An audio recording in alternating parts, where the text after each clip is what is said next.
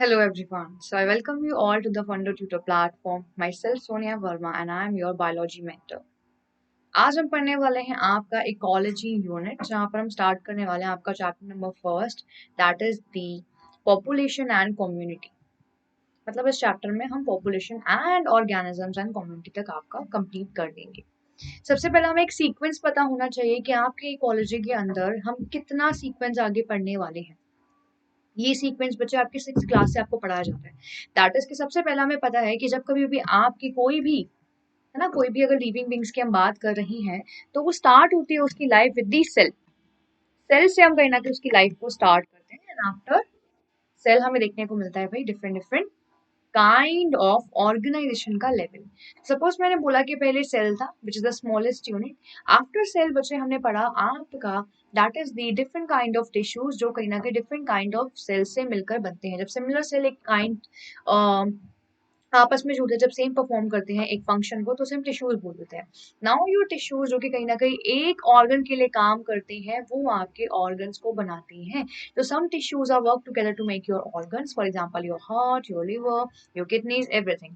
After making that organ आप देखते हो ऑर्गन सिस्टम जो आपके डिफरेंट डिफरेंट ऑर्गन से मिलकर बनता है। फॉर एग्जाम्पल आपका circulatory system which is the organ system, ये आपका मिलकर बना हुआ है heart which is the organ again, and your lung which is the second organ, and आपके ब्लड और आपके पूरे आर्टरीज एंड वेन्स एंड पूरे सर्कुलेशन से मिलकर। आफ्टर दैट बच्चे ऐसे बहुत सारे ऑर्गन सिस्टम है जो आपने 11th क्लास में पढ़े इन द ह्यूमन फिजियोलॉजी।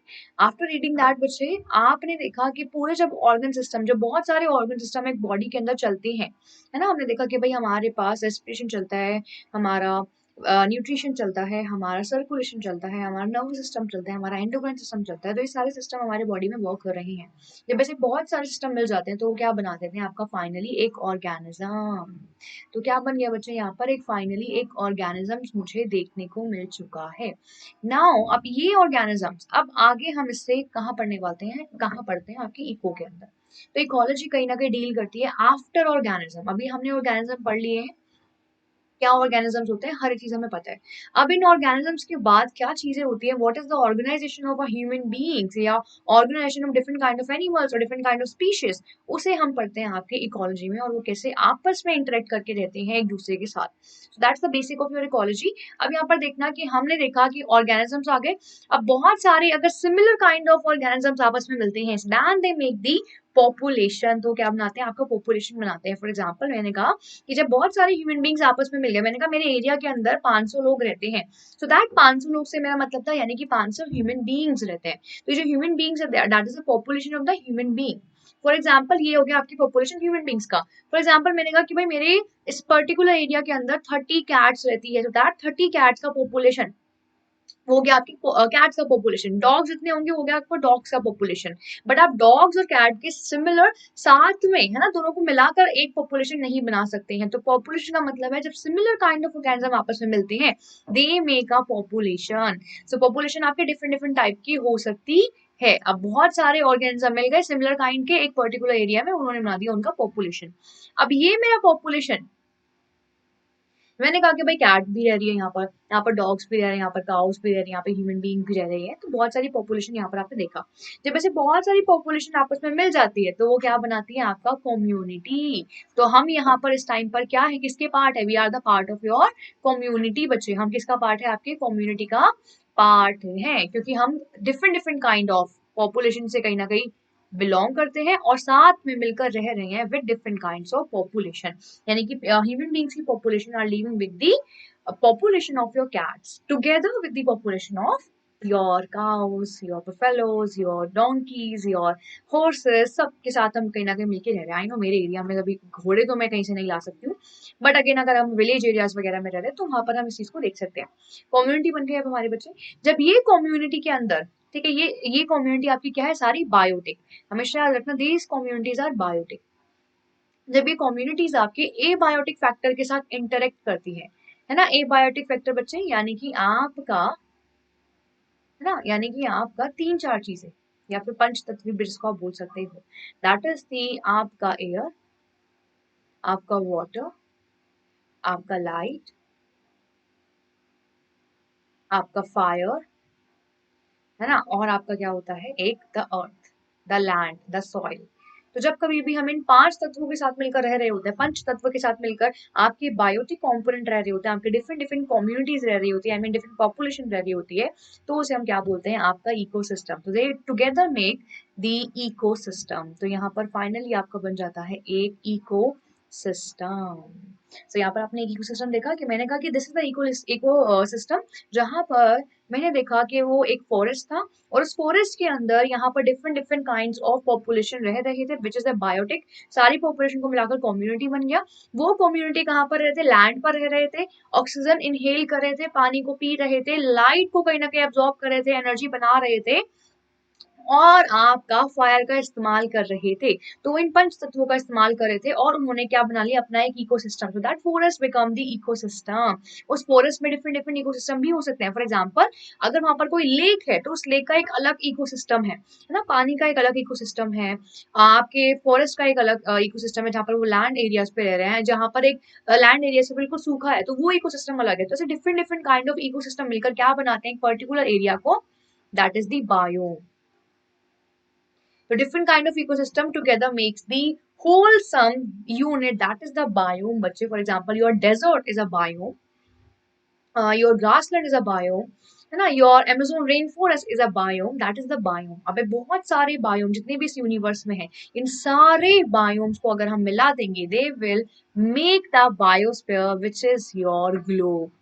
क्या बनाएंगे, वो बायोस्फीयर बनाएंगे, यानी कि the sphere which have the life in it, that's called biosphere, जिसे हम ग्लोब के नाम से भी जानते हैं। So that is the biosphere और द ग्लोब, और इसे कहते हैं हम level of organisation in your ecology. कैसे स्टार्ट हुआ बच्चे, cell, tissue, organ, organ system तक हमने कहाँ पढ़ा है, आपके 11th क्लास में, है ना, कहाँ पढ़ा है, 11th क्लास में। आफ्टर 11th यहाँ पर हम पढ़ रहे हैं आगे की जनसंख्या कैसे पढ़ रही है, आगे हम क्या पढ़ने वाले हैं, तो वो सब चीजें हमने यहाँ पर अभी 12th में देखा।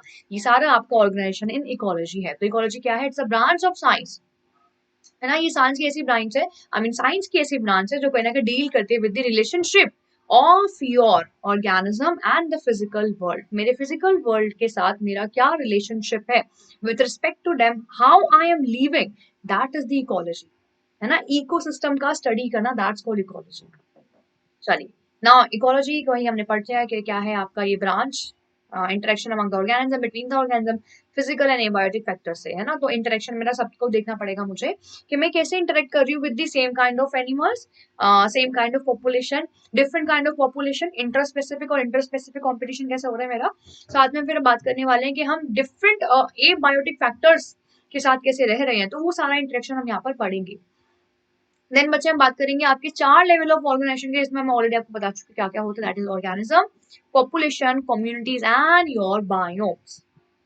ऑर्गेनिज्म क्या है, इट इज अ इंडिविजुअल जो कहीं ना कहीं एक स्पीशीज बना रहा है, मैंने जैसे भी आपको बताया, जिसमें बहुत सारे ऑर्गन सिस्टम चल रहे हैं, that is the organism which is the basic unit of ecology. See हमारे एक ऑर्गेनिज्म की basic unit is a cell, similarly the ecology की, है ना, इको का स्टार्ट हो रहा है वो आपके ऑर्गेनिज्म से स्टार्ट हो रहा है, सेल से स्टार्ट नहीं हो रहा है। सेल से स्टार्ट मत कर देना, eco start with the organism, that's the basic and fundamental unit of ecology, that is the organism. Now, ecology is the level of they deal with the adaptation for the survival and reproduction in their environment for the habitat. ये हमेशा याद रखना कि ये जो यहाँ पर आपका adaptation वर्ड यूज हुआ है for the survival and reproduction in their environment, ये हमेशा याद रखना। जो adaptation हम कर रहे हैं, adaptation बच्चे क्या कर रहे हैं कि जो चीज मैंने adapt करी है so that मैं इस environment में रह पाऊं, है ना। मैंने कहा कि भाई मुझे अभी अक्सर ऐसा होता है कि क्या होता है, कभी कभी मन नहीं लगता, तो हम क्या कर रहे होते हैं, क्या मुझे रहने का मन नहीं कर रहा, ठीक है नहीं रहना मुझे, कहीं नई जगह पे गए मन नहीं लग रहा, या कहीं यहाँ से दूर चले गए तो बहुत मन लग रहा है, कुछ कुछ जगह पे बहुत अच्छा मन भी लग जाता है। तो ये कहीं ना कहीं मैं क्या करूंगी, अगर मुझे उस एनवायरमेंट में रहना है, उस एनवायरमेंट में ढलना है, मन लग गया तो बहुत बढ़िया, बट अगर नहीं लग पा रहा तो मुझे क्या करना पड़ेगा, अपने आप को उस एनवायरमेंट में ढालना पड़ेगा।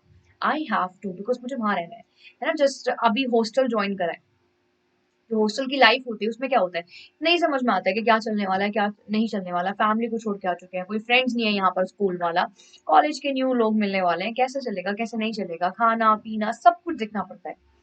तो वहां पर आप अपने आप को कैसे अडेप्ट करते हैं so that you can survive 3 years of your graduation there, that is the example of adaptation. हम हर जगह करते हैं।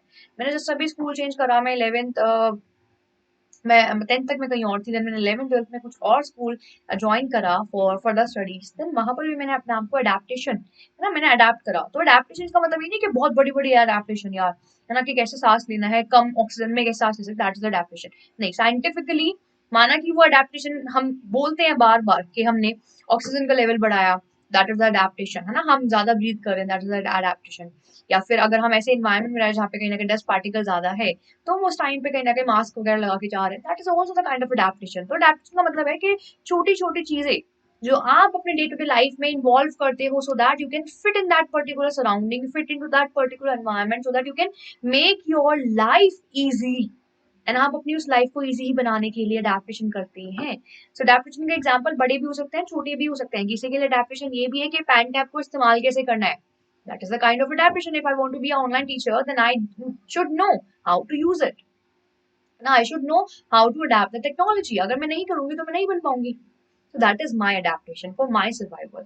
तो अडेप्टेशन सबका अलग अलग हो सकता है, इट डजेंट मैटर कि अडेप्टेशन बड़ा ही होगा, ठीक है। तो यहाँ पर adaptation gives the chances of survival. Then उसके बाद आता है आपका पॉपुलेशन बचत। मैंने अभी आपको बता दिया कि जब कभी बहुत सारे लोग एक साथ ही मिल जाते हैं, एक जैसे ही स्पीशीज जब आपस में मिल जाते हैं, दैट्स कॉल्ड दी पॉपुलेशन। तो consist of the single individual, है ना, सिंगल काइंड ऑफ इंडिविजुअल या single kind of same species जो भी हमारे पास होता है, उनके ग्रुप को हम क्या बोलते हैं, पॉपुलेशन। ये आपके कंपटीशन करती है, हमेशा याद रखना आपके पॉपुलेशन में कंपटीशन होता है। कंपटीशन क्या होता है, आपके दो टाइप का, एक होता है आपका इंटर स्पेसिफिक, इंटर स्पेसिफिक, और एक होता है आपका intra specific, specific, specific.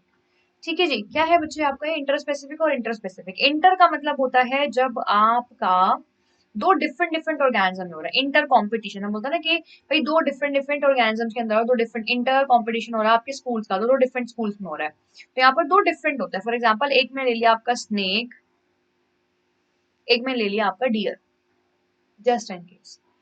Intra specific होता है जो सेम जगह पर होता है, स्कूल के अंदर ही कंपटीशन है, सारे बच्चे एक दूसरे को जानते हैं, एंड वहां पर आपका क्या चल रहा है, इंट्रा कंपटीशन चल रहा है। तो यहाँ पर मैंने लिया स्नेक को स्नेक के साथ। अब आप मुझे बताओ कि इन दोनों कंपटीशन में से कौन सा कंपटीशन ज्यादा डेडली होने वाला है, किसमें आपको ज्यादा खतरा लग रहा है जान का। आप बोलोगे मैम शायद फर्स्ट वाले में, है ना, डियर है एक स्नेक है तो मार देगा उसको, बड़े इजीली मार देगा डियर स्नेक को। या फिर अगर मैं यहाँ पे लायन लिखती तो बड़े आराम से उसको मार देता, है ना। और आप बोलोगे मैम ये तो स्नेक स्नेक है, क्या ही कर लेंगे, दोनों एक ही जैसे हैं, दोनों एक ही है, मतलब जियान को जियान से लड़वाओगे तो क्या ही होने वाला है, कुछ नहीं होने वाला।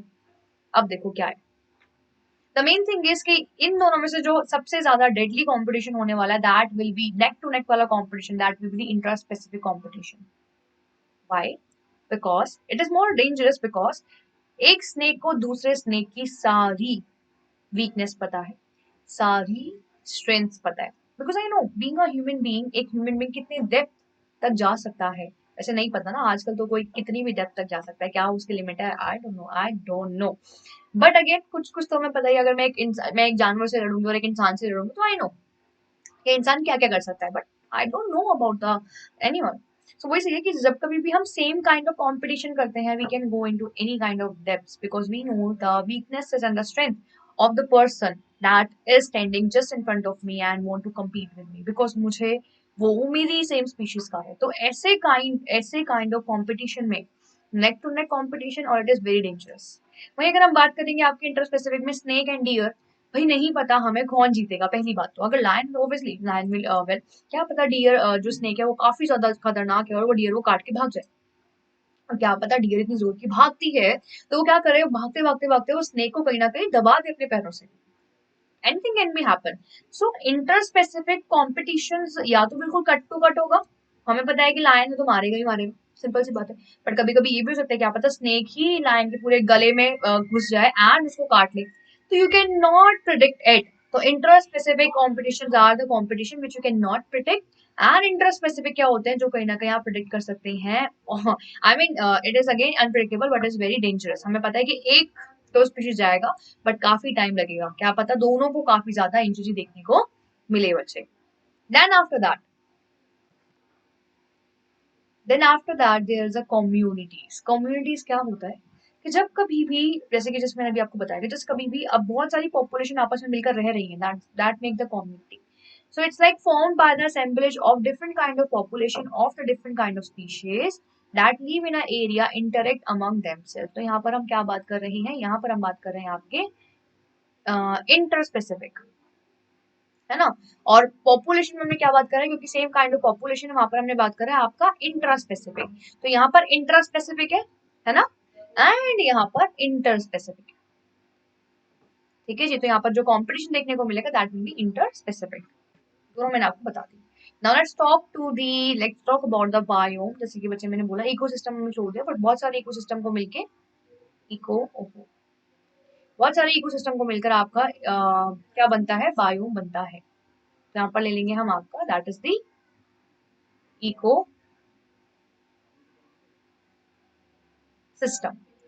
अब जब कभी बहुत सारे इकोसिस्टम मिल चुके तो उन्होंने क्या बना दिया, आपका बायोम बना दिया है बच्चे. और आपके biome it's a large unit. As I just told you, biome is a large unit जहाँ पे आपके बहुत सारे इकोसिस्टम मिल सकते हैं. एंड यही बायोम्स मिलकर फिर आपके क्या बनाते हैं, आपका पूरा biosphere. So has the major vegetation.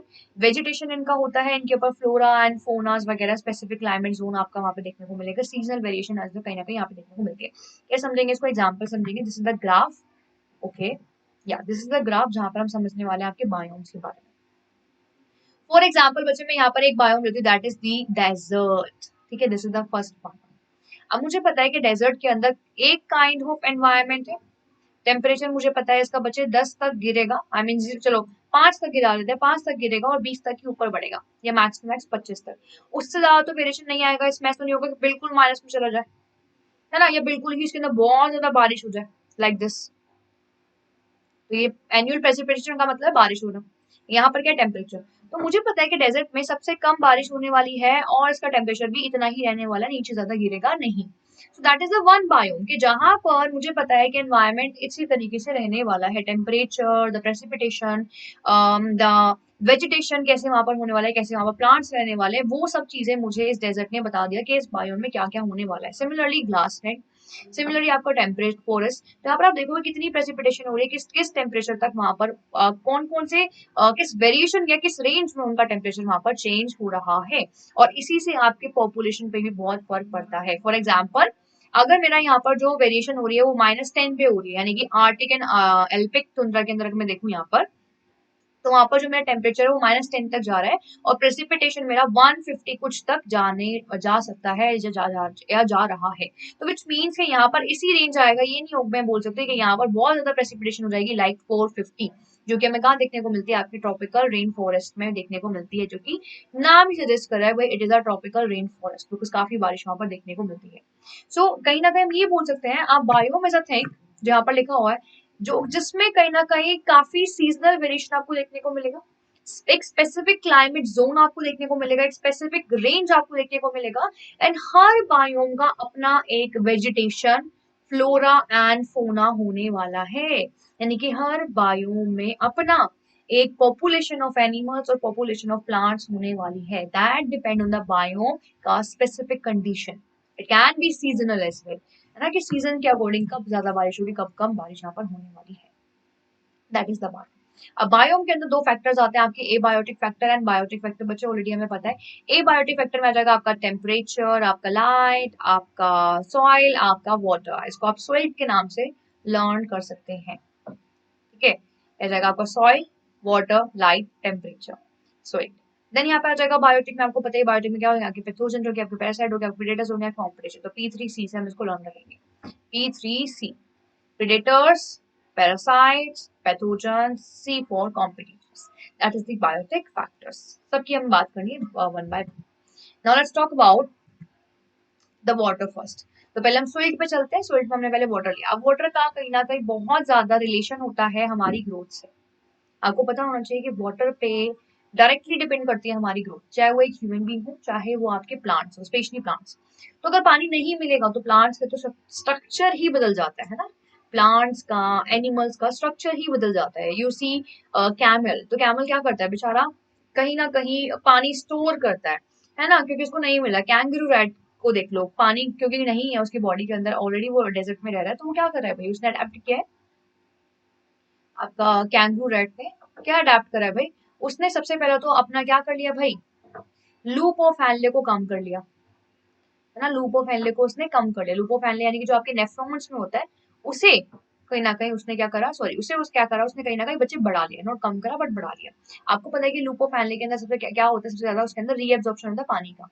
तो वाटर का रीएब्जॉर्प्शन ज्यादा से ज्यादा होगा अगर लूपो फैनले बड़ा है, तो लूपो फैनले उसने बढ़ाकर क्या करा, पानी का एब्जॉर्प्शन ज्यादा करवा लिया, और अपना जो यूरिन था उसे काफी ज्यादा कॉन्सेंट्रेटेड बना लिया। तो कॉन्सेंट्रेटेड यूरिन यहाँ से वो प्रोड्यूस करने वाला है कैंगरू रैट।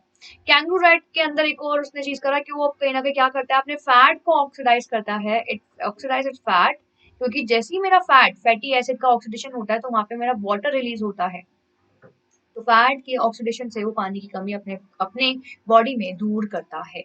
सिमिलरली रैबिट्स भी सेम करते हैं भाई, उनको खाने से पानी मिलता है, वो पानी खुद से पीते नहीं हैं, बहुत रेयर ऑफ द रेयर ऐसे रैबिट्स होते हैं जो पानी पी रहे होते हैं। I have my own PAT, है ना, 5 साल हो गए उसे, और उसने आज तक पानी की एक बूंद नहीं पी। कॉन्सेंट्रेटेड यूरिन करता है, डेफिनेटली करता है, but the main thing is कि उसने पानी नहीं पिया। पानी की कमी वो दूर करता है अपने डिफरेंट डिफरेंट काइंड ऑफ खाने से जो कहीं ना कहीं वो खाते हैं। फॉर एग्जाम्पल उसके पत्ते हो गए, उसका उसके कुकुम्बर हो गया, उसके कैरेट्स हो गए, हर एक चीज से वहां पर उसके पानी की डिमांड कंप्लीट होती है। सो ये कहीं ना कहीं वेरिएशन है जो आपके एनिमल्स करते हैं विदाउट द वाटर। सिमिलरली अगर हम बात करेंगे आपके अडेप्टेशन, अगर पानी कम है काफी, डेजर्ट के प्लांट्स, तो आपको पता है कि डेजर्ट के प्लांट्स फॉर एग्जांपल उपुंशिया का एग्जांपल ले लो, या फिर आप कैक्टस का एग्जांपल ले लो। ये कहीं ना कहीं क्या है बच्चे, ये सारे ऐसे प्लांट हैं जिन्होंने अपने स्टेम को ही लीव बना लिया ताकि वाटर लॉस को कम कर पाए, है ना, वाटर लॉस को कम करे। और इनके जो स्टोमेटा थे वो काफी ज्यादा अंदर तक धसे हुए होते हैं, अंदर तक धसे यानी कि सनकन स्टोमेटा, सनकन स्टोमेटा जिन्होंने बना लिए ताकि ट्रांसपिरेशन का रेट बिल्कुल कम हो जाए, ट्रांसपिरेशन यहाँ पर आपको देखने को ना मिले। ट्रांसपिरेशन क्या होता है बच्चे, जब पानी आपका इवेपोरेट होता है फ्रॉम द स्टोमेटा, ट्रांसपिरेशन को कम करने के लिए, है ना, कम करने के लिए इन्होंने सनकन स्टोमेटास बनाए। वाटर लॉस को कम करने के लिए इन्होंने लीफ को ही हटा दिया बिकॉज वहां पे वाटर लॉस ज्यादा होता है, एंड स्टेम से ही इन्होंने क्या करा भाई, स्टेम को ही इन्होंने ग्रीन करके स्टेम से ही फोटोसिंथेसिस करना स्टार्ट कर दिया। सो पानी का भी डिफरेंट डिफरेंट केस होता है। एक और चीज जो पानी से रिलेटेड हमें पढ़ना है दैट इज अ सैलिनिटी। क्या पढ़ना है बच्चे, सेलिनिटी। सेलिनिटी क्या होता है कि कितना सॉल्ट कंटेंट है ना, कितना सॉल्ट कंटेंट है मेरे पानी में, दैट्स कॉल्ड सेलिनिटी। तो अगर मेरे पानी में सॉल्ट कंटेंट काफी ज्यादा है, जैसे कि देखने को मिलता है आपके स्टेगनेंट वाटर में, किसमें देखने को मिलता है बच्चे, स्टेगनेंट वाटर में देखने को मिलता है आपका सॉल्ट कंटेंट काफी ज्यादा होता है, तो स्टेगनेंट वाटर में यहाँ पे लिखूंगी। एंड एक होता है आपका फ्रेश वाटर, फ्रेश वाटर जिसमें आपका सॉल्ट कंटेंट काफी कम होता है। तो सॉल्ट कंटेंट कम फ्रेश वाटर, सॉल्ट कंटेंट ज्यादा स्टेगनेंट वाटर। स्टेगनेंट वाटर का मतलब होता है रुका हुआ पानी जो चलता नहीं है, तो उसमें गंदगी ज्यादा होती है, सिंपल सी बात है, सॉल्ट कंटेंट भी ज्यादा होगा। तो यहाँ पर क्या हुआ कि स्टेगनेंट के अंदर पानी के अंदर काफी सैलिनिटी है, तो जो ऑर्गेनिज्म मेरे स्टेगनेंट में रह पा रही हैं, या जो कहीं ना कहीं माइक्रोब्स मेरे स्टेगनेंट पे रह पा रही हैं, which means they are the organism which can, है ना, which can live in the variety of saline water और may be in the very high range of salinity, है ना, काफी हाई रेंज में वो रह सकते हैं। तो ऐसे ऑर्गेनिज्म जो काफी हाई रेंज ऑफ सेलिनिटी को कहीं ना कहीं एंड्योर कर सकते हैं, वहां रह पाएंगे, तो उन ऐसे ऑर्गेनिज्म को क्या बोलते हैं, यूरी हेलाइन। क्या बोलते हैं बच्चे, यूरी हेलाइन। हेलाइन का मतलब वर्ड हम सैलिनिटी के लिए यूज कर रहे हैं, यूरी का मतलब होता है वाइड रेंज, यूरी का मतलब है आपका वाइड रेंज, यानी कि बहुत बड़ी रेंज के अंदर रह सकते हैं। कुछ कुछ ऑर्गेनिजम्स होते हैं जो फ्रेश वाटर में रह रहे होते हैं, जो कहीं ना कहीं कुछ ही रेंज को एक्सेप्ट कर सकते हैं, उनको बोलते हैं स्टीनो हेलाइन। ठीक है, स्टीनो हेलाइन। तीनों लाइन से मेरा मतलब है यानी कि छोटा सा रेंज। फॉर एग्जांपल अगर वो फ्रेश वाटर में तो फ्रेश वाटर में ही रह पाएगा, स्टेगनेंट में तो स्टेगनेंट में ही रह पाएगा। अगर स्टेगनेंट में ज्यादा अब आपका सैलिनिटी बढ़ी तो उसकी डेथ हो जाएगी, फ्रेश वाटर में ज्यादा सैलिनिटी बढ़ी तो उसकी डेथ हो जाएगी, या फिर कम हुई सैलिनिटी तो उसकी डेथ हो जाएगी। तो जो कुछ छोटी सी रेंज के अंदर ही अपने आप को मैनेज कर पाते हैं, ऐसे ऑर्गेनिजम्स को हम क्या बोलते हैं, स्टीनोहेलाइन। और जो अपने आप को बहुत बड़ी रेंज तक मैनेज कर पाती हैं उसे हम बोलते हैं आपका यूरी हेलाइन।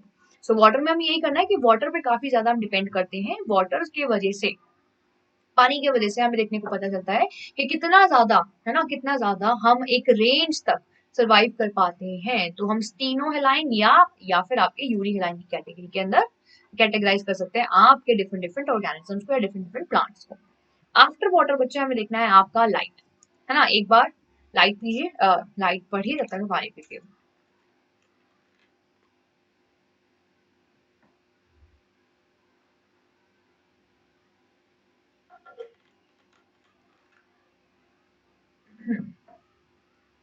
ये सोचो, तो यहाँ पर अब आपका लाइट, अब लाइट क्या करता है,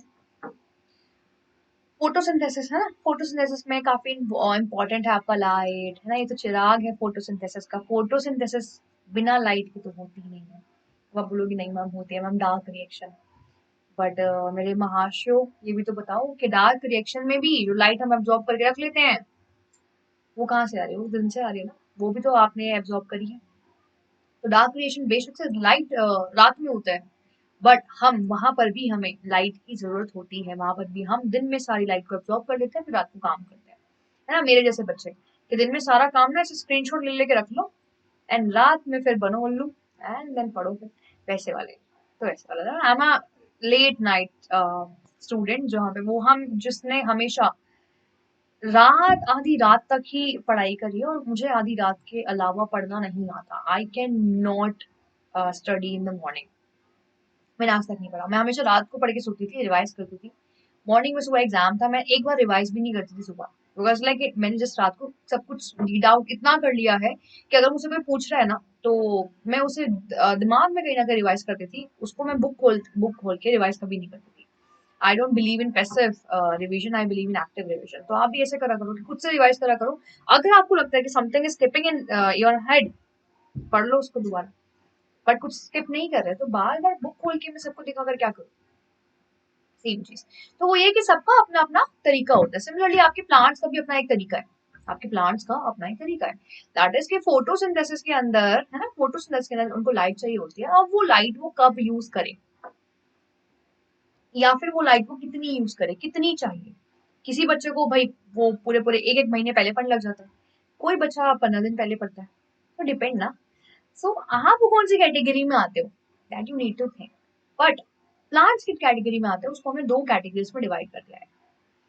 एक है आपकी जिनको काफी लाइट चाहिए, है ना, जिसको कहीं ना कहीं लॉन्ग डे प्लांट जिन्हें हम बोल सकते हैं, लॉन्ग लाइट डे प्लांट। एक होते हैं आपके short duration plant, short duration plants, जिनको इतनी ज्यादा लाइट की रिक्वायरमेंट नहीं होती है। तो लाइट के डिपेंड करके आपका शॉर्ट ड्यूरेशन, लॉन्ग ड्यूरेशन, और एक आता है आपका न्यूट्रल, जिसे कोई फर्क नहीं पड़ता चाहे कितना भी ड्यूरेशन हो, आई एम सर्वाइविंग, है ना, चाहे कितने भी एग्जाम के अंदर दिन हो, मैं भी पढ़ लूंगा, मुझे पता है मुझे इतना ही पढ़ना है। वो वाले बच्चे न्यूट्रल होते हैं, चाहे छुट्टी मिले ना मिले हम पढ़ लेंगे। एक जो पहले स्टार्टिंग से पढ़ना स्टार्ट कर देते हैं, और एक आपके जस्ट अभी पढ़ना स्टार्ट करने वाले हैं। ठीक है जी, तो इसी रेंज के अंदर हमने क्या करा, आपके प्लांट्स को डिवाइड कर दिया, है ना, लॉन्ग ड्यूरेशन वाले, शॉर्ट ड्यूरेशन वाले, एंड न्यूट्रल वाले।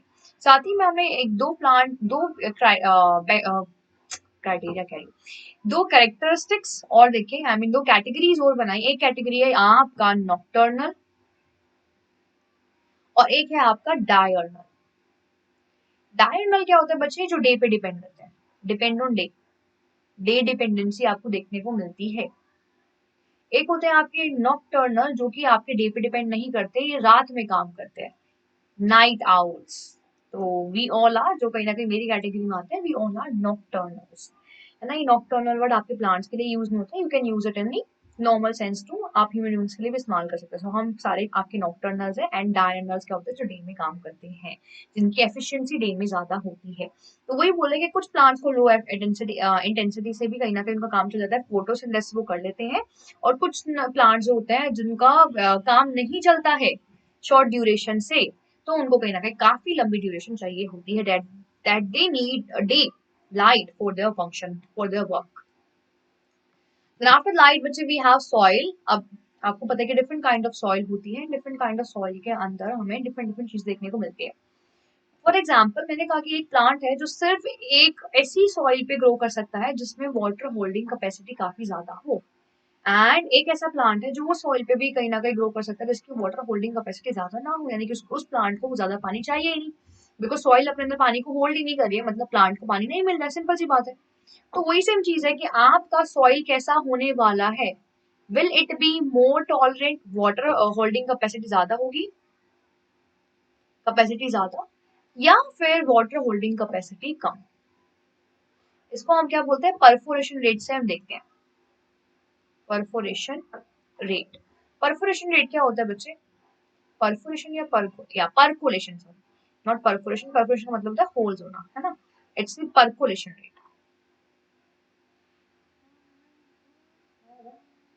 Yes it is the percolation rate. तो परकोलेशन रेट का मतलब होता है, फॉर एग्जांपल मैंने यहाँ पर ना दो ग्लास रखे, दो ग्लास में मैंने दो सैंड्स को लिया, सॉइल लिए सपोज। यहाँ पर मैंने फनल रख के, फनल रख के बच्चे फिल्टर पेपर लगा दिया इसके ऊपर, यहाँ पर ही फिल्टर पेपर लगा दिया और उसके ऊपर क्या डाल दी, सैंड डाल दी लाइक दिस। और फिर मैंने इन दोनों के ऊपर क्या करा, पानी डाला, यहाँ से पानी डाला एंड यहाँ से भी इसमें पानी डाला। जब मैंने दोनों में पानी डाला, दोनों में यहाँ पर भी मैंने 500 ml डाला बच्चे, यहाँ पर भी मैंने 500 ml डाला। मैंने देखा this is A, this is B. मैंने देखा कि बी वाले में जो मेरा पानी था वो इतना ज्यादा आ गया और जो ए वाला था उसमें पानी बिल्कुल कम कम कम कम आया। तो क्या रिप्रेजेंट कर रहा है ये एक्सपेरिमेंट, कि कहीं ना कहीं मेरा पानी इस वाले सॉइल ने ज्यादा होल्ड करा, ज्यादा होल्ड करा और परकोलेट कम करा, नीचे कम गिराया। इस वाली सॉइल ने, सॉइल नंबर बी ने, इसने मेरे पानी को कम होल्ड करा, वाटर होल्डिंग कैपेसिटी इसकी कम थी और परकोलेशन इसका ज्यादा था, परकोलेशन रेट इसका ज्यादा था। तो percolation rate is directly, sorry inversely proportional to your water holding capacity of the soil. तो वाटर होल्डिंग कैपेसिटी कितनी होगी, है ना, डिपेंड करेगा उस सॉइल के एंड सॉइल के टाइप पर। तो जितने भी आपके जो सैंडी सॉइल्स वगैरह होती है उनकी वाटर होल्डिंग कैपेसिटी काफी कम होती है, बट में अगर हम क्ले सॉइल्स वगैरह के जाएंगे, their water holding capacity very much high. तो क्ले सॉइल में कहीं ना कहीं वो प्लांट्स आपके सर्वाइव कर सकते हैं जिनको काफी ज्यादा पानी चाहिए, एंड आपके सैंडी के अंदर वो सर्वाइव कर सकते हैं जिनको ज्यादा पानी की रिक्वायरमेंट नहीं है। तो सॉइल पे भी डिपेंड करेगा, सॉइल के पीएच पे डिपेंड करेगा, सॉइल के वेदरिंग प्रोसेस पे डिपेंड करेगा। वेदरिंग प्रोसेस यानी कैसे आपकी सॉइल बनी हुई है ना, कितनी पुरानी आपकी सॉइल है, क्या उसका पीएच है, हर हर चीज पे आपका डिपेंड करेगा आपकी growth of the organism on the soil. यहाँ पर देख सकते हैं दीज आर द सॉइल का वेदरिंग प्रोसीजर्स। चलिए इतना ज्यादा हमें वैसे डिटेल में इनको नहीं देखना है। आफ्टर दैट बच्चे मूव ऑन करते हैं आपका responses to the environmental condition. तो कैसे हम रिस्पॉन्स करते हैं एनवायरमेंटल कंडीशन से, सबसे पहले रखें यहाँ पे regulators, conformers, migration and suspension, and यहाँ पर आ गया आपका ऑर्गेनिज्म। अब ये जो मेरे ऑर्गेनिज्म है ये दो टाइप की कैटेगरी में कर सकते हैं, एक होते हैं रेगुलेटर, एक होते हैं कन्फॉर्मर्स, है ना, कन्फॉर्मर्स, एक होता है रेगुलेटर्स। तो फॉर एग्जाम्पल इसका ना एग्जाम्पल लेके समझते हैं।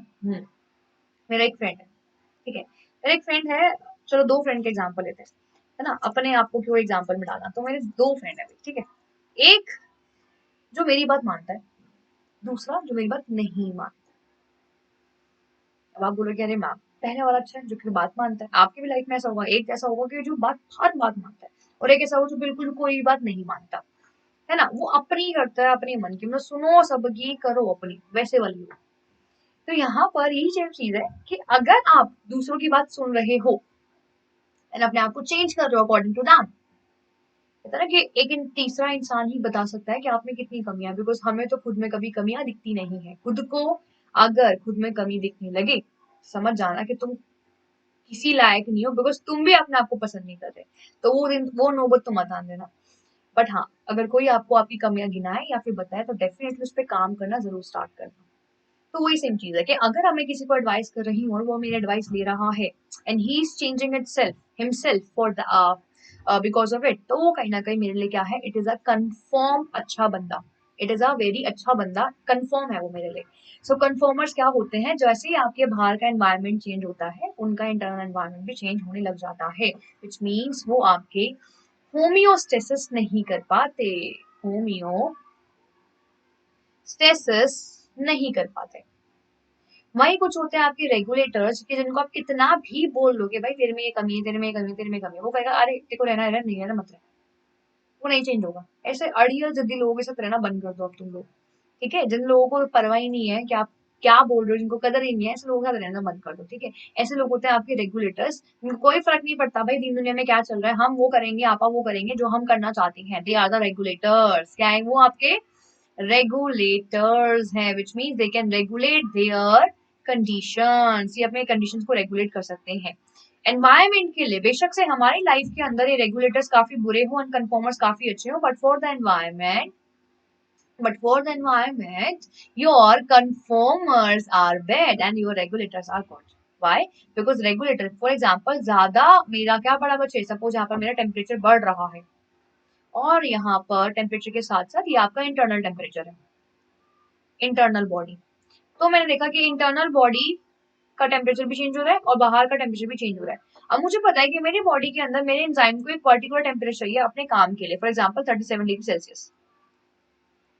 अगर टेम्परेचर बाहर का बड़ा 42 गर्मियों में जो जाता ही है और मेरी बॉडी का टेम्परेचर भी हो गया 42, जैसे कि फीवर्स वगैरह में होता है, तो क्या मेरी बॉडी के एंजाइम ढंग से काम कर पाएंगे? द आंसर इज नो, वो डीनेचर्ड हो जाएंगे, वो काम नहीं कर पाएंगे। और अगर बॉडी के एंजाइम काम नहीं करे, विच मीन्स कि मेरी बॉडी में वीकनेस आएगी एंड मेरी बॉडी धीरे धीरे करते करते करते करते काम करना बंद कर देगी, तो मैं अपने आप को रेगुलेट नहीं कर पा रही हूँ। तो ऐसी कंडीशन के लिए मुझे क्या करना पड़ेगा? बाहर निकलना पड़ेगा उस टेम्परेचर से और कहीं और जाकर जाना पड़ेगा जहां पर टेम्परेचर 37 डिग्री सेल्सियस है, तो मुझे वहां से उस सिचुएशन से भागना पड़ेगा, बिकॉज मुझे अपने आप को चेंज करना नहीं आ रहा। तो मैं क्या करूंगी? दूसरे के अकॉर्डिंग अपने आप को चेंज करूंगी और चेंज करते करते करते मैं उस जगह से भागती ही रहूंगी जहां तक मैं अपने आप को ठीक नहीं कर पा रही हूँ, which mean I can use migration में कोई भी मेथड, इमिग्रेशन और इमिग्रेशन या फिर सस्पेंशन में कर सकती हूँ। तो कन्फॉर्मर्स अपने आप को चेंज नहीं कर पाते हैं, आई मीन कन्फॉर्मर्स अपने आप को रोक नहीं पाते चेंजेस ना लगे। वही आते हैं आपके रेगुलेटर्स के, टेम्परेचर भैया कितना भी बढ़ जाए उनका इंटरनल एनवायरनमेंट जैसा था वैसा ही रहेगा। तो बाहर अगर बाहर 42 डिग्री सेल्सियस है तो भी मेरा अंदर का बॉडी का टेम्परेचर 37 डिग्री सेल्सियस ही रहने वाला है, बिकॉज मैं वैसे ही रहने वाली हूँ चाहे बाहर कुछ भी हो जाए, I am very rough and tough.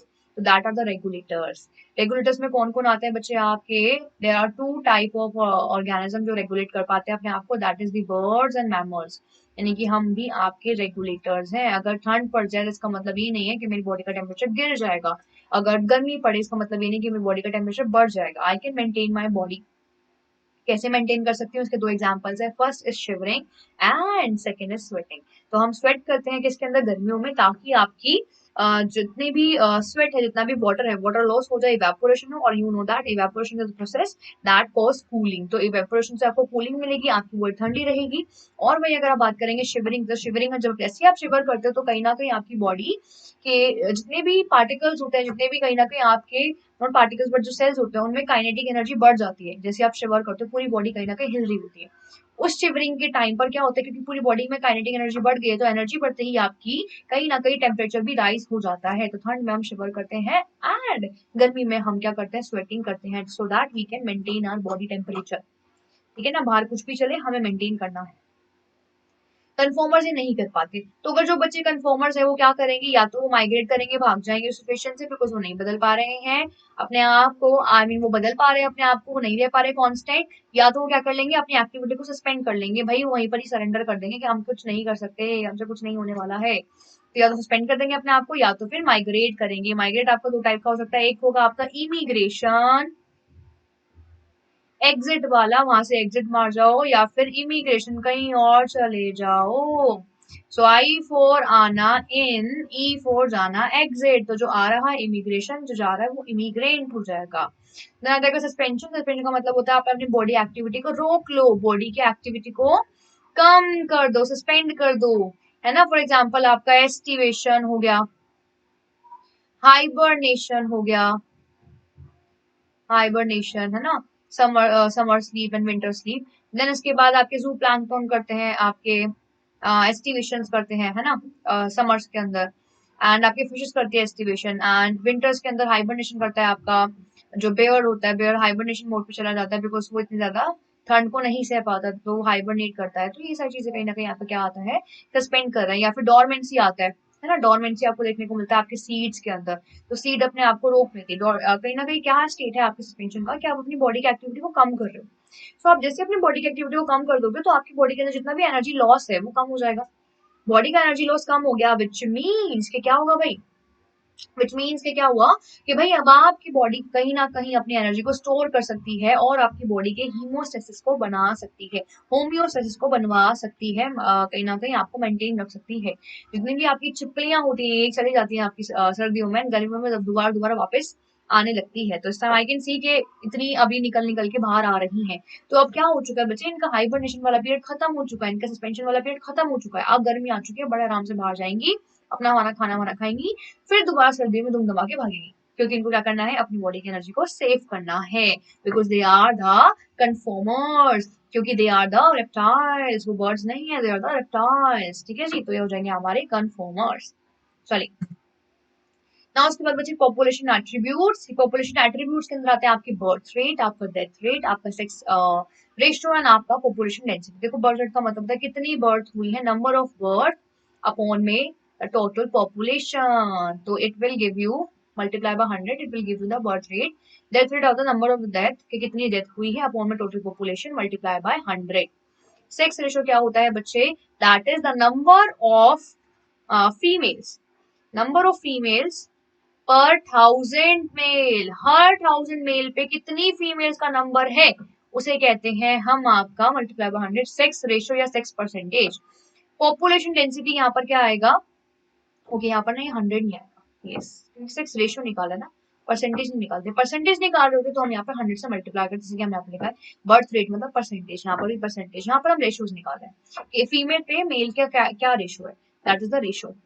अब देखो पॉपुलेशन डेंसिटी क्या होता है, सपोज मैंने बोला कि दिस इज द एरिया जहां पर मैं रह रही हूँ, तो इस एरिया के अंदर जो एरिया है मेरा उसमें कितने लोग रह रहे हैं, number of organism living in particular area, that give the population density, कि कितना ज्यादा डेंस एरिया है मेरा, वहां पर कितनी पॉपुलेशन है वहां पर। For example there are two areas, area A area B, मैंने कहा यहाँ पर जो पॉपुलेशन रह रही है चुन्नू पुन्नू की वो रह रही है 10 और यहाँ पर रह रही है आपकी 20, और दोनों का जो एरिया है वो सेम है, ये भी 15 मीटर पर स्क्वायर, ये 15 मीटर पर स्क्वायर, तो यानी कि पॉपुलेशन डेंसिटी कहाँ पर ज्यादा हुई बच्चे, इस वाले एरिया में पॉपुलेशन डेंसिटी ज्यादा हुई। तो इस तरीके से आप पॉपुलेशन डेंसिटी निकाल सकते हैं। Now after that here's the pyramids, humans का females and males पर, इन pyramids के बारे में हम पढ़ना because they are very important pyramids. So representation of the age pyramid for the human population, पहला है आपका expanding जो कहीं ना कहीं बढ़ रहा है पिरामिड की शेप में, फिर आ जाएगा आपका stable, it give you the bell shape, ऐसे करके आपके बेल शेप बनाएगा।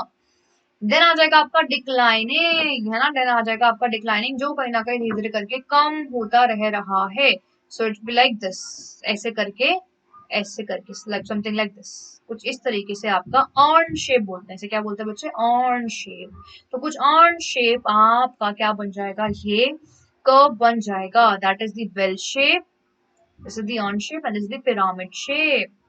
तो आपकी ऐसे 3 शेप के आपको क्या देखने वाले हैं, पिरामिड दिखने वाले रही हैं, एज पिरामिड जिसको हम बोल रही हैं, ये ट्रायंगल है, इसको हम बोल रहे हैं एक्सपेंडिंग। क्यों बच्चे एक्सपेंडिंग बोले, देखो नीचे ये आपके बच्चे हैं यानी कि नॉन रिप्रोड्यूसिंग, जो रिप्रोड्यूस नहीं कर सकते, ये ब्लू वाला रिप्रेजेंट कर रहा है विच आर रिप्रोड्यूसिंग, जो कि कहीं ना कहीं आपका रिप्रोड्यूस कर सकते हैं, तो यहाँ पर रिप्रोड्यूसिंग पॉपुलेशन आ गया। पिंक वाले आपके हैं जो कहीं ना कहीं आफ्टर रिप्रोड्यूस यानी कि ओल्ड एज में आ चुके हैं, अब उन्होंने रिप्रोड्यूस कर लिया भैया, अब दीन दुनिया से कोई लेना देना नहीं है उनका, वो आराम से अब रहेंगे, है ना, यहाँ पे कोई झंझट नहीं है रिप्रोडक्शन करने का, अब कुछ नहीं करना, तो वाली एज आ चुकी है। ठीक है, अब यहाँ पर क्या बात करें, non reproducing, reproducing and old age वाली, है ना, पोस्ट रिप्रोड्यूसिंग भी लिख सकते हो आप इसको। तो यहाँ पर अब क्या देख रहे हैं हम कि पहली वाली ग्राफ के अंदर देखा कि भाई नॉन रिप्रोड्यूसिंग जनसंख्या यानी कि बच्चे काफी ज्यादा है, जब बच्चे कुछ साल बाद बड़े होंगे तो मतलब जो आपका रिप्रोड्यूसिंग लोग हैं वो भी ज्यादा होंगे, जब रिप्रोड्यूसिंग लोग ज्यादा होंगे विच मीन्स कि ओल्ड एज भी ज्यादा होंगे आने वाले, तो यानी कि ये ग्राफ आपका बढ़ता ही रहेगा, it will gonna give you the peak, ये आपको पीक देता रहेगा। वही अगर हम बात करेंगे आपके स्टेबल की, तो उसको क्या बोला हमने, एक्सपेंडिंग की, बढ़ रहा है आगे। वही अगर हमने बात करा स्टेपल का, तो स्टेपल में देखो कि आपके अभी नौजवान भी सेम है और आपके बच्चे भी सेम है, तो अगर नौजवान और बच्चे सेम है तो आगे जाकर बच्चे नौजवान बनेंगे तो मतलब नंबर तो सेम रहा, और ये नौजवान आपके आगे ओल्ड एज बनेंगे मतलब नंबर तो सेम रहा, तो यहाँ पर it will be the stable, ये कहीं ना कहीं आपका स्टेबल रहने वाला है। वही अगर हम बात करेंगे ये डिक्लाइनिंग है, क्यों बच्चे, बिकॉज देखो नौजवान ज्यादा है और बच्चे कम है, नौजवान ज्यादा है और बच्चे कम है, जैसे कि इंडोनेशिया जैसा देश हो गया, ना बच्चे का जनसंख्या अब धीरे धीरे करके कम होता जा रहा है। सीरिया जैसा देश हो गया, वहां पे जनसंख्या कम हो रही है। क्यों कम हो रही है? बिकॉज उनका जो खाना रहना है वहां पर इतना ज्यादा प्रॉपर अच्छे से नहीं हो पा रहा, माल नरिशमेंट देखने को मिल रहा है, माल न्यूट्रिएंट देखने को मिल रहा है, और उसकी वजह से बच्चों का डेथ काफी ज्यादा हो रहा है। तो ऐसा ग्राफ कहीं ना कहीं क्या है, डिक्लाइनिंग ग्राफ है। अगर बच्चे नौजवान ही ज्यादा नहीं होंगे, अगर बच्चे आज बच्चे ज्यादा नहीं है तो कल हमारे एडल्ट भी ज्यादा नहीं होंगे। If there is no adult which means कि हमारा जो अर्निंग ग्रुप है वो काफी कम है, and if the earning group is very less which means के आगे जाकर हम कुछ भी नहीं कर सकते, वो देश भी कहीं ना कहीं लॉस में जाने वाला है। That is a declining graph. तो ये आपके 3 ग्राफ है, दैट्स इट, और कुछ नहीं पढ़ा इसके बारे में। ना पॉपुलेशन ग्रोथ को कौन कौन से फैक्टर अफेक्ट कर सकते हैं? फूड अवेलेबिलिटी, फूड है या नहीं है ना, वेदर कैसा है, प्रेडेशन कैसा चल रहा है, एंड कॉम्पिटिशन है या नहीं है। सिंपल सी बात है, अगर मुझे खाना मिलता रहेगा तो वहां पॉपुलेशन बढ़िया रहेगी। बिल्कुल ढासू, खाओ पियो ऐश करो यार। अगर वेदर अच्छा कंडीशन है तो बड़े आराम से रहो, है ना। बारिश आती चाय पकौड़े गर्मी हो रही है आइसक्रीम, तो वेदर तो सही रहे, बिल्कुल बड़े आराम से खाते रहो। तुम्हारे तो वेदर के अकॉर्डिंग खाने चेंज होते हैं। फिर उसके बाद अगर हम बात करेंगे आपके प्रिडेशन प्रेशर, अगर प्रिडेशन प्रेशर की अगर बात करें कि भाई कोई शिकारी तो नहीं है जो मुझे बार बार आके खा पाएगा। अगर वो शिकारी मुझे खा रहा है तो कहीं ना कहीं पॉपुलेशन तो मेरी गिरती रहेगी। प्रिडेशन प्रेशर कहीं ना कहीं फैक्टर करता है। फिर आ जाएगा आपका कंपटीशन के भाई कितने सारी जनसंख्या यहाँ पर हमें एक दूसरे में देखने को मिल रही है, तो आपस में हमें कॉम्पीट करना पड़ेगा फॉर द फूड। तो कॉम्पिटिशन में यहाँ पर आपको देखने को मिलेगा। कॉम्पिटिशन सेम स्पीशीज में भी और डिफरेंट स्पीशीज में भी, इंटर स्पेसिफिक और interspecific. Then after that बच्चे हमारे पास है आपका density of the population depends on population की डेंसिटी किस पर डिपेंड करती है? Natality, birth rate, mortality, death rate, immigration, कितने लोग गए हैं चले गए, कितने लोग आए हैं, इमिग्रेंट आए हैं। तो पॉपुलेशन डेंसिटी मैंने बोला कि इस एरिया में कितने लोग रह रहे हैं, that is the population density. कितने चले गए, कम हो जाएगी। कितने आ गए, बढ़ जाएगी। कितने की डेथ हो गई, अगेन कम। कितने की कितनों का बर्थ हुआ है, अगेन बढ़ गई। तो यहाँ पर कहीं ना कहीं आपकी पॉपुलेशन डेंसिटी डिपेंड करती है आपका नैटालिटी यानी कि बर्थ रेट प्लस में इमिग्रेशन, और उसमें से आप माइनस कर दोगे किसको बच्चे, that is the mortality plus में इमिग्रेशन। ठीक है, तो इसको प्लस करोगे और इसको माइनस कर दोगे, that will be the population density. वो आपको पूरा पॉपुलेशन डेंसिटी दे देगा। दैट इज द फॉर्मूला कि नंबर ऑफ बर्ड्स कितना हुआ है, इमिग्रेंट कितने कितने लोग आए हैं, माइनस में कितनों की डेथ हुई है और कितने लोग चले गए हैं।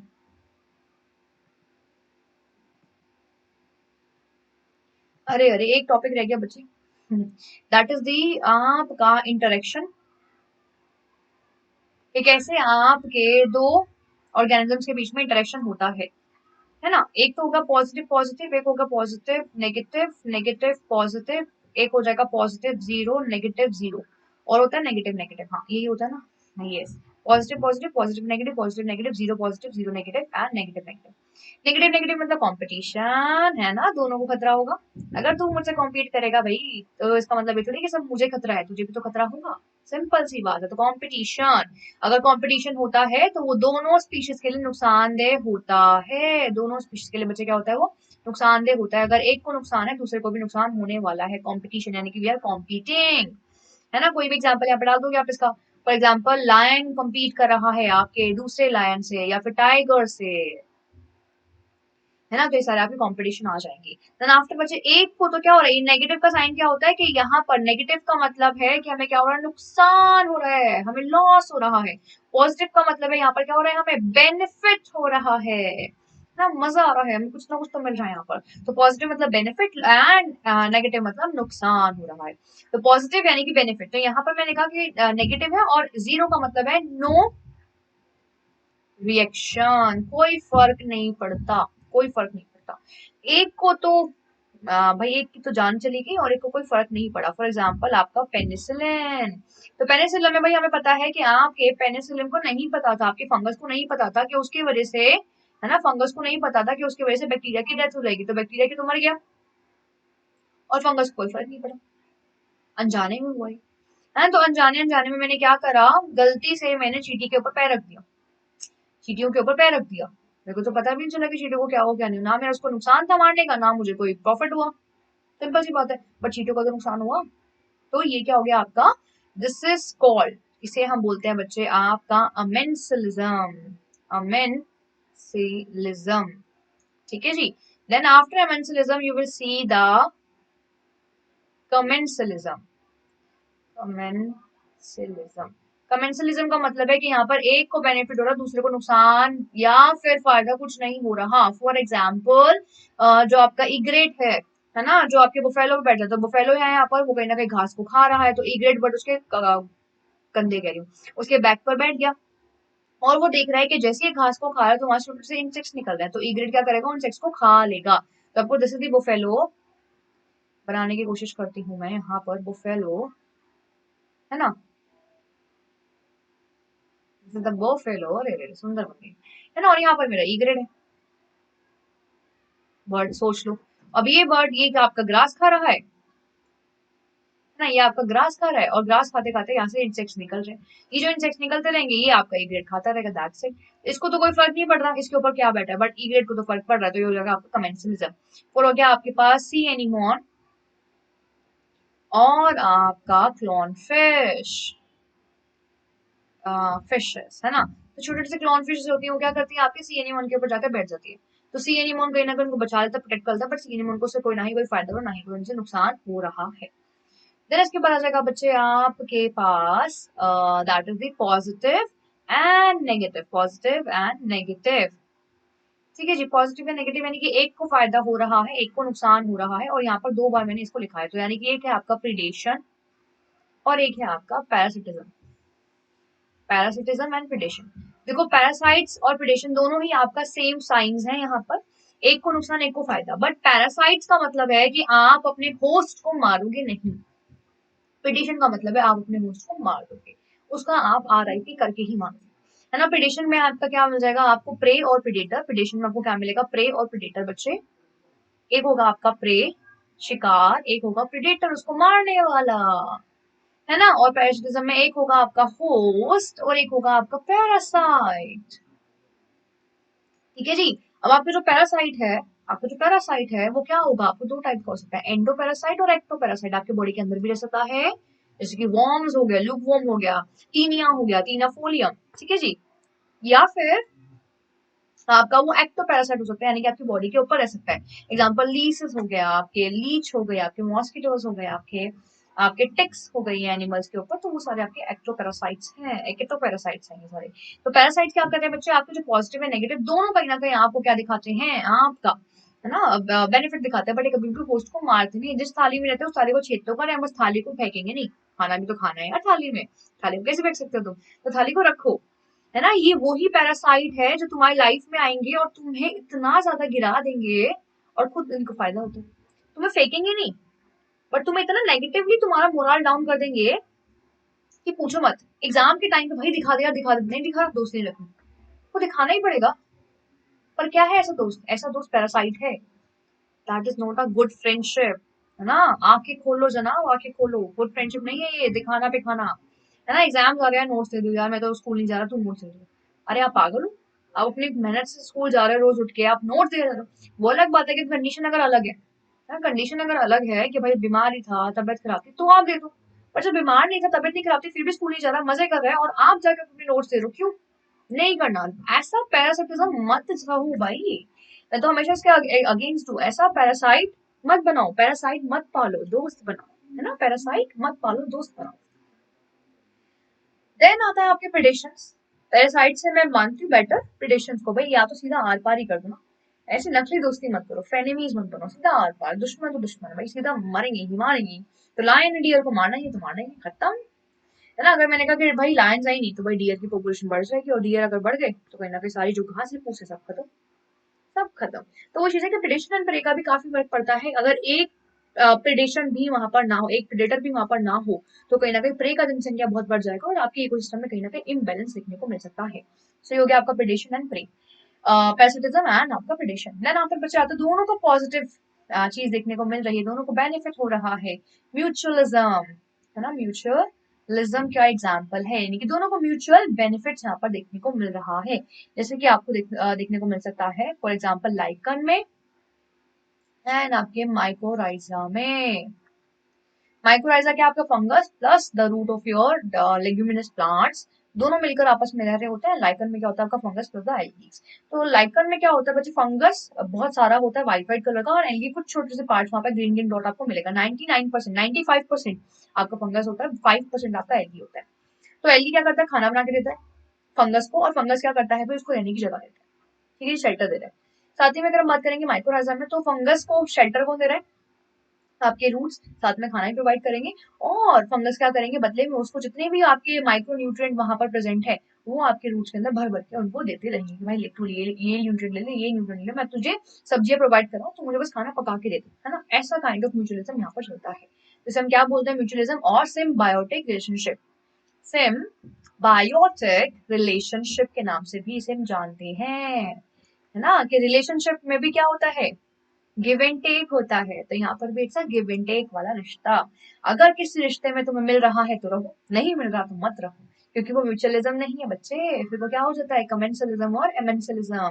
And most of the case में वो अमेंसलिज्म ही होता है, तुम्हें लॉस ही हो रहा होता है, सामने वाले को फर्क नहीं पड़ता बट तुम्हें लॉस हो रहा होता है, ठीक है जी। तो चलो, this is all about the interaction between the organisms, कैसे वो आपस में इंटरेक्ट करते हैं, mutualism, predation, parasitism, commensalism, amensalism and your competition. सबसे बुरा यहाँ पर कॉम्पिटिशन है, होता है, एंड आपका मेंसलिज्म एंड प्रेडेशन, बिकॉज इसमें जान जा सकती है किसी भी ऑर्गेनिज्म की।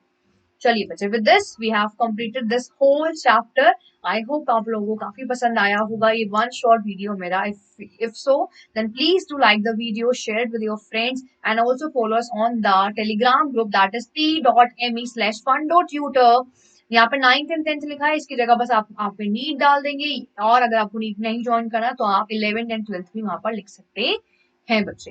तो टेलीग्राम ग्रुप में सारे नोट्स मैं आपके पोस्ट करती हूँ, so make sure that you are going to the Telegram group, following the Telegram group, and वहां पर आपको ये सारे नोट्स मिल जाए। साथ ही में बच्चे, you can also call me in this number, also call us on this number, अगर आप चाहते हैं वन ऑन वन ट्यूटरिंग, चाहे आपकी, चाहे आपके छोटे सिबलिंग्स की, या फिर आपके फ्रेंड्स की। So do subscribe the channel and keep supporting बच्चे। Bye bye.